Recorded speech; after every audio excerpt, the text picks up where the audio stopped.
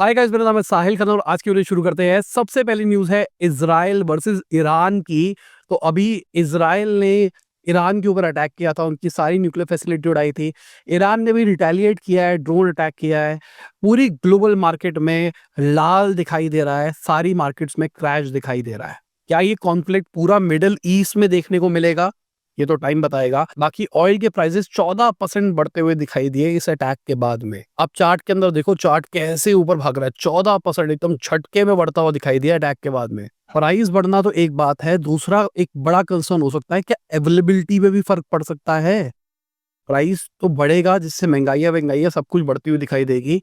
ये तो नहीं होगा कि इस बेल्ट से ऑयल आ ही नहीं पाएगा, ये भी एक बहुत बड़ा कंसर्न हो सकता है। बाकी गोल्ड प्राइसेस बढ़ते हुए दिखाई दिए इस कॉन्फ्लिक्ट के बाद में, और डॉलर इंडेक्स जो है वो 3 ईयर लो पे जाता हुआ दिखाई दिया है। इस टाइम पे 97.6 97.8 के आसपास रह रहा है। तकरीबन 10% डिक्लाइन देखा गया है मेजर करेंसी से अगर कंपेयर किया जाए डॉलर इंडेक्स को 2025 के अंदर। बहुत ज्यादा बातें चल रही है डी डॉलराइजेशन की, बट कहीं ना कहीं डॉलर की डिमांड बरकरार है। तो लेट्स सी डॉलर का क्या फर्क पड़ता है। देखो, इन सारी चीजों से ना हम लोगों के ऊपर डायरेक्ट फर्क पड़ेगा। अभी आपको लग रहा है वॉर वहाँ हो रही है, ये सब कुछ वहाँ हो रहा है, कोई फर्क नहीं पड़ रहा। देखो, अगर आप इंपोर्ट एक्सपोर्ट करते हो तो डॉलर का फ्लक्चुएशन आपके इंपोर्ट एक्सपोर्ट के ऊपर फर्क डालेगा ही डालेगा। अगर मैं एक्सपोर्ट कर रहा हूँ कोई माल को और मैंने किसी एक्स रेट के ऊपर उसको कोट कर दिया और डॉलर का रेट घट गया, तो मुझे उसका नुकसान हो सकता है। वर्सेस उल्टा, अगर मैं कोई चीज़ खरीद रहा हूँ और डॉलर का रेट बढ़ गया, तो अगेन मुझे नुकसान हो सकता है। और डॉलर का फ्लक्चुएशन इम्पैक्ट डालता है। दूसरा, ये जो ऑयल के प्राइसेस बढ़ रहे हैं, ये जो टेंशन हो रही है, इसकी वजह से ऑयल कंसर्न्स आ सकते हैं। एक जगह पे चाइना वाला ईवी गाड़ियों के लिए जो रेयर अर्थ मेटल होता है वो नहीं दे रहा, तो ईवी इलेक्ट्रिसिटी वाला जुगाड़ भी नहीं चल पाएगा। दूसरी साइड पे यहाँ से ऑयल नहीं आ पाएगा, तो भाई ट्रैवलिंग महंगी होती हुई दिखाई देगी। ट्रैवलिंग महंगी हमारे लिए नहीं है भाई, ट्रक से माल पहुंचता है हमारे लोगों के घर पे, ठीक है।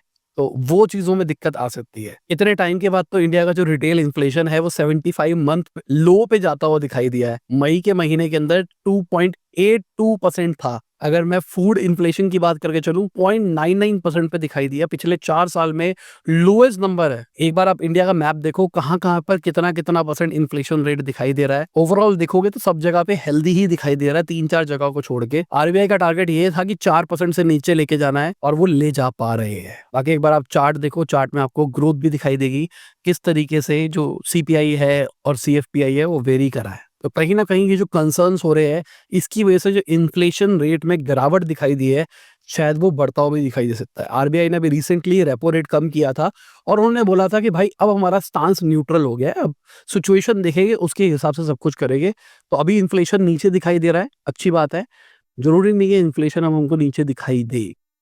बाकी तो पता लगेगा टाइम के हिसाब से किस तरीके से सारी चीज़ें होती हुई दिखाई देती है। बाकी अडानी पोर्ट्स के शेयर 4% घटते हुए दिखाई दिए भाई इज़राइल अटैक के बाद में, क्योंकि हाइफा पोर्ट इनका वहीं पे है। कहा जा रहा है ईरान ने 100 ड्रोन अटैक किए हैं इज़राइल के ऊपर। कहीं न कहीं वो पोर्ट ऑपरेशनल नहीं रहेगा, तो उसकी वजह से अडानी पोर्ट्स को नुकसान हो सकता है। इसलिए इनके शेयर प्राइसेस घटते हुए दिखाई दे रहे हैं। बाकी अगर इंडिया के डिफेंस शेयर्स की बात करके चले तो 6% बढ़ते हुए दिखाई दिए हैं। कहीं न कहीं डिफेंस सेक्टर इंडिया का अच्छा दिखाई दे रहा है। बट अच्छी बात नहीं है कि ग्लोबल कंसर्न्स दिखाई दे रहे हैं। मैं सुबह बताऊँ, सुबह अभी रात के ऑलमोस्ट 9 बज रहे हैं जब मैं वीडियो शूट कर रहा हूँ। सुबह 10 बजे के आसपास ना दिमाग थोड़ा-सा हिला हुआ था मेरा। जब मुझे ये वाली वॉर वाला सीन पता लगा, तो मैंने कहा यार क्या चल रहा है यार? अभी तो सही सब कुछ होना शुरू हुआ था। पहले कश्मीर वाला हुआ, फिर इंडिया पाकिस्तान शुरू हुआ, फिर ग्लोबल टेंशनें हम बढ़ती हुई देख रहे हैं। कल तो भाई बहुत सारी चीज़ें हुई थी, मतलब परसों अगर बात करें चलो, कुछ इन्फ्लुएंसर गए, पता नहीं कौन-कौन गया, बहुत सारे लोगों पे इकट्ठा कुछ हुआ। और फिर अभी मैं थोड़ा, आपको पता है, एस्ट्रोलॉजी देखने लग गया हूँ, तो कुछ एस्ट्रोलॉजर्स कह रहे हैं कि भाई अभी ये कंसर्न्स बढ़ सकते हैं, ये हो सकता है, वो हो सकता है। तो भाई मतलब मानो या ना मानो पर दिमाग में थॉट तो चलता ही है, क्योंकि सुबह आप उठते हो, फ्रेश होते हो, सब कुछ करते हो, फ़ोन उठाते हो, व्हाट्सएप पे स्टोरीज़ देखते हो, सब लोग यही डाले जा रहे हैं क्योंकि कुछ एस्ट्रोलॉजर्स मेरे पास व्हाट्सएप पे कनेक्टेड भी है। फिर ये इज़राइल ईरान वाला कांड सुनने में आया, फिर ईरान ने भी रिटेलिएट किया। वो कहीं न कहीं ना दिमाग में चल रहा था भाई क्या हो रहा है ये? कैसा हो जा रहा है सब कुछ? वीडियो में आगे जाने से पहले आपको याद दिलाना चाहूँगा आपने लाइक का बटन नहीं दबाया, लाइक का बटन दबा दो, चैनल को दो सब्सक्राइब। मैं ऐसे ही डेली बिज़नेस न्यूज़ आपके लिए लाता रहता हूँ। बाकी इंडिया और इज़राइल के ट्रेड्स की बात करके चले तो 33x होते हुए दिखाई दी है 10 सालों के अंदर। 2015 में $5.6 मिलियन के ऊपर थे, 2024 में $185 मिलियन पे पहुंच गए, 2023 के अंदर पीक था $265 मिलियन का। और अगर इंडिया के एक्सपोर्ट्स की बात करके चले तो $7.6 मिलियन 2022 के अंदर, 2023 के अंदर 6.1 और 2024 के अंदर 2.1, तो घटते हुए दिखाई दे रहे हैं अगर हम इंडिया के एक्सपोर्ट्स की बात करके चले तो। बाकी मेंसा ब्रांड ने मेंस एक्सपी को 85% डिस्काउंट पे बेच दिया है, $9 बिलियन में बेच दिया गया है। भाई ये क्या हो रहा है? मतलब अगर आप देखोगे एक पैटर्न, पिछले कुछ टाइम से डाउन रोड पे पैसा रेज हो रहा है, कॉन्स्टेंटली कंपनियां अपने जो एसेट्स एक्वायर कर रही थी उसको बेची जा रही है और बहुत खतरनाक डिस्काउंट के ऊपर बेच रही है क्योंकि बहुत ज्यादा लॉस में था। ये आज की बात नहीं है, मैंने 1 साल पहले वीडियो बना रखी है जिसमें मैंने ये बोला था कि अब हम ये वाला फेज देखेंगे और वही फेज होता हुआ दिखाई दे रहा है। तो ये सिंपल सी मैथ थी ना यार, कब तक इन्वेस्टर पैसा डालेगा? रिटेल इन्वेस्टर समझदार होने लग गया है, वो सोच समझ के इन्वेस्ट करता है। उतना भी समझदार नहीं है बट थोड़ा-थोड़ा समझदार होने लग गया है। तो कहीं न कहीं इन्वेस्टर्स को भी ये बात समझ में आ रही है। तो कंपनीज़ अगर बर्न करे जा रही है, लॉस दबा के करे जा रही है, तो उनको कहीं न कहीं कुछ ना कुछ तो बिज़नेस मॉडल दिखाना पड़ेगा ना। कुछ-कुछ ऐसी कंपनीज़ होती थी जिनका कोई रेवेन्यू मॉडल ही नहीं है। मतलब मैं नाम नहीं लेता, जब मैं फाउंडर अनफिल्टर्ड किया करता था, एक फाउंडर का मैंने इंटरव्यू लिया, वो वीडियो डाली नहीं मैंने। तो मैंने उससे पूछा, और बड़ी कंपनी थी, यूनिकॉर्न होने वाली थी, बड़ी थी, ठीक है? मैंने उनसे पूछा कि what is your revenue model? अभी तो करंटली अर्न नहीं कर रहे, फ्यूचर में क्या प्लान है? We will figure it out. मैं भाई क्या मज़ाक चल रहा है? तुम यूनिकॉर्न बनने वाले हो? मतलब तुम्हारी कंपनी की वैल्यूएशन उस टाइम 5,500-6,000 करोड़ रुपए होगी। 5,500-6,000 करोड़ की कंपनी है, फिगर आउट करोगे आप क्या चल रहा है? और आज वही है, कंपनी का हाल बहुत बुरा है। तो ब्रांड में भी यही कोशिश कर रहा है फाइनेंशियल ईयर 24 के अंदर, जो इनका लॉस है 31% घटता हुआ दिखाई दिया, 156 करोड़ के आसपास गया और इनका ऑपरेटिंग रेवेन्यू भी 11.6% बढ़ता हुआ दिखाई दिया है। मेंसा ब्रांड या फिर मैं कहूंगा brand.me स्टार्ट जब हुआ था भाई, दबा के पैसा रेस करके एकदम यूनिकॉर्न बन गए थे। सबने कहा वाह वाह वाह वाह, पता नहीं परेटो मॉडल, पता नहीं कौन सा मॉडल की बात करते थे कि ये वाला मॉडल को फॉलो कर रहे हैं, क्या काम कर रहे हैं, क्या काम कर रहे हैं। अरे भाई, बिज़नेस तो नहीं बन रहा ना, मेन बवाल तो ये है। बाकी ओला वालों ने एक बहुत बढ़िया गेम खेल दी है। ज़ीरो कमीशन मॉडल पे ले गए हैं अपने कैब ड्राइवर्स को, एक सब्सक्रिप्शन मॉडल के ऊपर लेके जा रहे हैं। बेसिकली अपने आप को एज़ अ SaaS प्लेटफ़ॉर्म बना रहे हैं कि भाई हमारा प्लेटफ़ॉर्म की एक फ़ीस दो महीने की डेली बेसिस के ऊपर और हमारा प्लेटफ़ॉर्म यूज़ करो। जितनी आपको बुकिंग लेनी है उतनी लो, हमारे को कोई फ़र्क नहीं पड़ रहा, कोई कमीशन की टेंशन नहीं है। इस वाले मॉडल के चक्कर में 5% जीएसटी लायबिलिटी भी कम होती हुई दिखाई देगी और जो इनके कॉम्पिटिटर रैपिडो की बात कर लो, उनको ये लेवरेज नहीं मिलने वाली। तो कहीं न कहीं ओला जो डूबता हुआ शिप था, उसने ये जो गेम खेली है, इससे एक फ़ायदा देखने को मिलेगा वो लोग। मैं हमेशा क्रिटिसाइज़ करता हूँ और ये वाली बात अच्छी है, इसकी वजह से शायद नंबर्स इंप्रूव होते हुए दिखाई देंगे। प्रॉफिटेबिलिटी की बात नहीं कर रहा हूँ मैं, नंबर्स की बात कर रहा हूँ। बाकी आईपीओ निकलेगा तब बात करेंगे इसके बारे में। अगर हम ग्रो की बात करके चले तो उनका प्रॉफिट 3 गुना बढ़ता हुआ दिखाई दिया है। 1819 करोड़ के ऊपर पहुंच गया भाई। ज़ीरोधा ने 4700 करोड़ का प्रॉफिट रिपोर्ट किया था। अगर पहले देखोगे पिछले साल नंबर्स उतने अच्छे दिखाई इसलिए नहीं दे रहे थे क्योंकि इन्होंने अपनी कंपनी को इंडिया में ट्रांसफर किया था। उसके चक्कर में कुछ टैक्स लायबिलिटीज खड़ी हुई थी 1340 करोड़ की। और क्यों हुआ था? क्योंकि आईपीओ निकालना भाई, जल्दी आईपीओ आने वाला है। अभी इन्होंने $200 मिलियन रेस किया है प्री आईपीओ राउंड के अंदर। कहा जा रहा है $7 बिलियन के आसपास की पोस्ट मनी वैल्यूएशन होगी। अक्टूबर 2021 के अंदर $3 बिलियन की वैल्यूएशन थी इनकी, अब $7 बिलियन पहुंच गई। तो क्या ये जस्टिफाइड है या फिर नहीं है, पता नहीं। बट कहीं न कहीं प्रॉफिट अच्छा खासा कंपनी रिपोर्ट कर रही है, एक अच्छा ब्रांड बनाती हुई दिखाई दे रही है। अगर हम चाय शॉर्ट्स की बात करके चले, जो अगेन एक माइक्रो ड्रामा ओटीटी स्टार्टअप है, $5 मिलियन इन्होंने रेज़ करे हैं। भाई कॉन्स्टेंटली माइक्रो ड्रामा इंडस्ट्री के अंदर पैसा रेज़ होता हुआ दिखाई दिया पिछले कुछ दिन में, हमने बात करी है।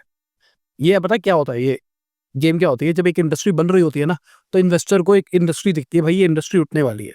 तो इन्वेस्टर्स की जो थीसिस होते हैं वो होते हैं कि भाई इस इंडस्ट्री में इन्वेस्ट करना है, कौन से प्लेयर है सब में इन्वेस्ट करो। तो सब लोग इन्वेस्ट कर रहे होते हैं। एक इन्वेस्टर एक कंपनी में डालता है, एक दूसरी में डालता है, एक तीसरी में डालता है ताकि ये इंडस्ट्री बड़ी हो। उसके बाद जब बड़ी होती है, जो पहले वाला इन्वेस्टर होता है वो दूसरी वाली में भी डाल देता है, तीसरी वाली में डाल देता है, दूसरे वाला पहली और दूसरी में डाल देता है। ऐसे कर करके पूरी मार्केट को एक्सपैंड करते हैं। अगर आप देखोगे बड़े-बड़े इन्वेस्टर्स कॉम्पिटिटर्स में भी इन्वेस्ट करते हैं। तो यही सीन अभी हमको इस वाली इंडस्ट्री में होता हुआ दिखाई दे रहा है। कोई बोलता है ना कि भाई कोई ऐसी इंडस्ट्री बताओ जिसमें बहुत जल्दी से फंडिंग मिल जाए, हो जाए। ये वही इंडस्ट्री है अभी के टाइम पे। बट कहानी ये है, आपको कंटेंट लाइब्रेरी बनाने में टाइम लग जाएगा पैसा रेज करने के लिए। बाकी फिडेलिटी ने लेंसकार्ट की वैल्यूएशन $6.1 बिलियन कर दी है। अभी लेंसकार्ट ने जून 2024 के अंदर $200 मिलियन रेज किया था, जिसमें कुछ सेकेंडरी भी था, बट $5 बिलियन की वैल्यूएशन उस टाइम पे सेट करी गई थी। तो फिडेलिटी ने भाई वैल्यूएशन बढ़ा दी। इतनी वैल्यूएशन तो इतने टाइम में बढ़ानी चाहिए थी। आईपीओ कितने पे आएगा सवाल ये है, क्योंकि खबरें तो $10 बिलियन भी कह रही है, वो देखने वाली बात रही। बाकी फोन पे ने 5% अपने स्टेक्स मैप माई इंडिया में बेच दिए, जो कि 580 करोड़ के आसपास के थे। तो 18.74% स्टेक थे, जिसको घटा के 13.74% स्टेक पे आ गए हैं। ये खबर आते ही मैप माई इंडिया के शेयर प्राइसेस गिरते हुए दिखाई दिए। बाकी मैप माई इंडिया वाले अब एक्सपैंड कर रहे हैं भाई, डिफेंस सेक्टर ग्रो कर रहा है, तो उस सेक्टर के अंदर भी मैप्स को प्रोवाइड किया जा सकता है। बाकी कैरेट लेन भी अब क्विक कॉमर्स के अंदर घुस गया है। एकदम क्विक तो नहीं है, 4 से 6 घंटे के अंदर वो डिलीवरी कर देंगे आपके पास में गोल्ड। और ये लोग डायमंड बेचते हैं, ये लैब ग्रोन वगैरह कुछ नहीं बेचते। तो ये कह रहे हैं कि हम बेचेंगे और खुद से बेचेंगे, कोई पार्टनरशिप टाइप भी नहीं करेंगे। अभी रिसेंटली कल्याण ज्वेलर ने क्विक कॉमर्स के साथ में पार्टनरशिप करी कि भाई हम भी क्विक कॉमर्स पे आएंगे और बेचेंगे। कैरेट लेन वालों को कहना भाई अपना मार्जिन खराब नहीं करना चाहते, हम खुद से ही सारा का सारा करेंगे। स्टार्टिंग के अंदर गुड़गांव में इसको पायलट किया जा रहा है, उसके बाद में हैदराबाद और बेंगलोर में एक्सपेंड किया जाएगा। पिछले साल कंपनी ने 50 स्टोर्स खोले हैं और अभी इनका प्लान है इस फिजिकल ईयर में 40 और नए स्टोर्स खोलने का। ऑनलाइन खाली 10% ही डायरेक्ट रेवेन्यू इनके पास में आता है, बट ऑनलाइन की वजह से कहीं ना कहीं ऑफलाइन में माल बिकता हुआ दिखाई देता है। लोग क्या करते हैं, कैरेट लेन की वेबसाइट पे देखा, एड्स देखी, वो गए वेबसाइट पे देखा, अरे भाई ये प्रोडक्ट तो अच्छा लग रहा है, चलो स्टोर पे चलते हैं, स्टोर पे देख के फिर ले लेते हैं। तो ये एक्चुअल प्रोसेस होता है। अभी रिसेंटली फेसबुक के थ्रू एक सर्वे भी किया गया था, जहां पर इसी चीज के बारे में बात करी गई थी।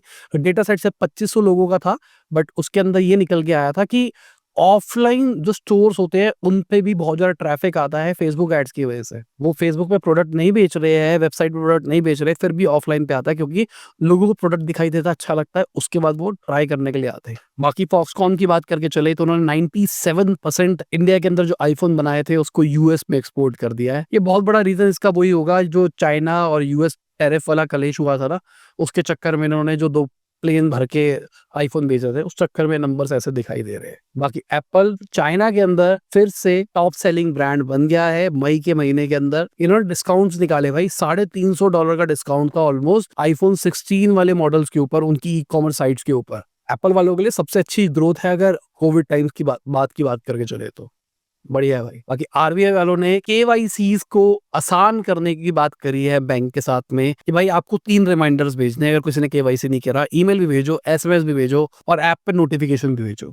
अपनी ऐप के अंदर भी केवाईसी करवाने का ऑप्शन लेके आओ। मैं आईसीआईसी की ऐप यूज करता हूँ, उसके अंदर है डायरेक्टली ऐप से ही केवाईसी करने का। ऑल्दो मुझे यूआई बहुत खराब लगा, अभी मैंने करा नहीं है अपना रीसेंट केवाईसी, क्योंकि जब मैं करने बैठता हूँ तो वो कहता है ये डॉक्यूमेंट निकालो, वो डॉक्यूमेंट ढूंढने में टाइम लग जाता है, जब तक वो डॉक्यूमेंट आता है तब तक सेशन एक्सपायर्ड हो जाता है। तो ये थोड़ा सा बेवकूफ़ी है। केवाईसी करने से पहले आप बताओ ये सारे डॉक्यूमेंट्स रेडी करके बैठो, तभी होगा। मुझे लगा खाली वीडियो पे बात करनी है और भाई कितना और हो जाएगा, ऐसा नहीं हो रहा। बट चलो ठीक है, कन्वीनियंट तो है। बहुत सारे लोग जो नहीं जा सकते उनको तो आसानी देखने को मिलेगी। बट अगर 3 नोटिफिकेशन के बाद में आपने नहीं किया तो क्या करा जाएगा, आपका अकाउंट फ्रीज कर दिया जाएगा, आरबीआई ने ऐसा बोला है। बाकी मार्केट की बात करके चले तो मार्केट तो लाल ही दिखाई दे रही थी, लाल ही दिखाई दी है। डिफेंस सेक्टर बढ़ता हुआ दिखाई दिया है। अगर ओवरऑल बात करके चले तो हमारी करेंसी थोड़ी सी स्ट्रांग होती हुई दिखाई दी है। बाकी देख लो मार्केट खाल कौन रहा ऊपर, कौन रहा नीचे। बाकी इसी के साथ में आज की बिजनेस न्यूज खत्म होती है। उम्मीद करता हूं आपको मजा आएगा। लाइक कर देना, शेयर कर देना, कमेंट करना वीडियो कैसी लगी। बाय, गुड नाइट, शब खुदा हाफिज, गुड मॉर्निंग, आफ्टरनून, जब भी आप वीडियो देख रहे हैं। जय हिंद, वंदे मातरम, दुआ में याद रखना।